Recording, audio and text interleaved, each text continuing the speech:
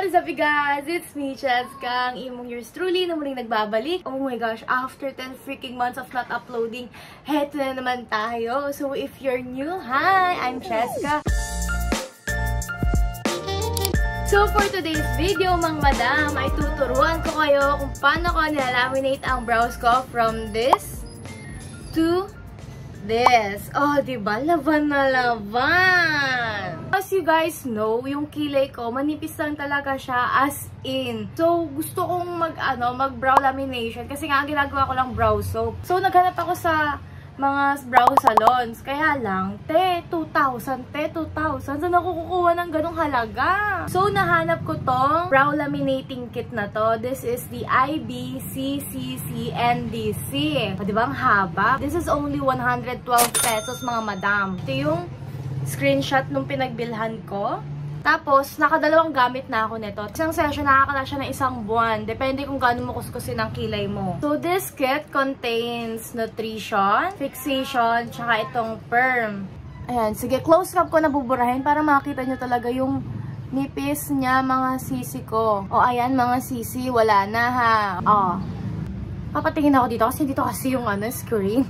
Ayan guys, wala na talaga siyang makeup. Make sure na bago kayong mag-start mag-laminate ng brows nyo, walang kahit anong product, kahit anong makeup. So for our first step is to apply perm lotion evenly sa ating brows. And then after nun is i-cover natin yung brows natin with cling film for 3 to 5 minutes. And then nakita ko lang to sa kusina kay mama to, pang niya ng mga ulam. Kapag binuksan nyo itong perm lotion, ganyan lang siya kaliit. Tapos meron pa siyang stopper dito to prevent from leaking. Ayan o, ito.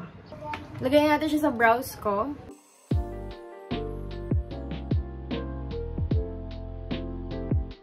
Once ma-coat nyo na lahat, cover nyo lang siya ng cling film. Depende sa inyo kung gaano nyo katagal. Pero ako kasi usually ginagawa akong 5 minutes para sigurado. 5 minutes later. Ay, hindi na-green. Hindi na-green, pero after 5 minutes, tanggalin nyo na yung pagkaka-cover. Tapos, punasan nyo. Gamitin ko lang uli ang ingay naman sa labas.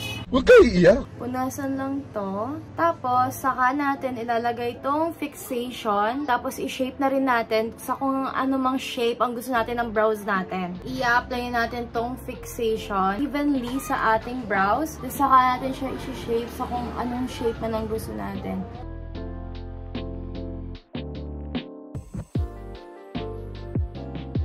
Ayan, nailagay na natin. After nyan, ito na, gawin natin spoolie para Ayan.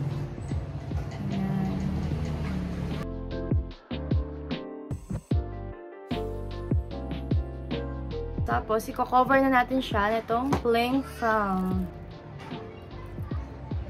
Ayan. Mag-aantay lang ulit tayo ng 3 to 5 minutes. Depende sa inyo. Ako, ginagawa kong 5 minutes. A few inches later.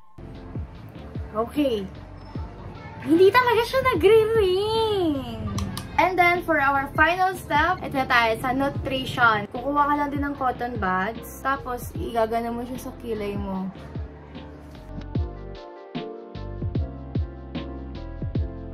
So, ayan mga sis. After natin malagay yung nutrition, sobrang ganda. Ayan.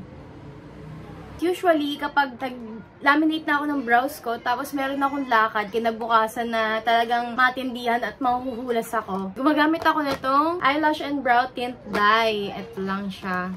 And ayan na mga sisi ko. That concludes our video for today.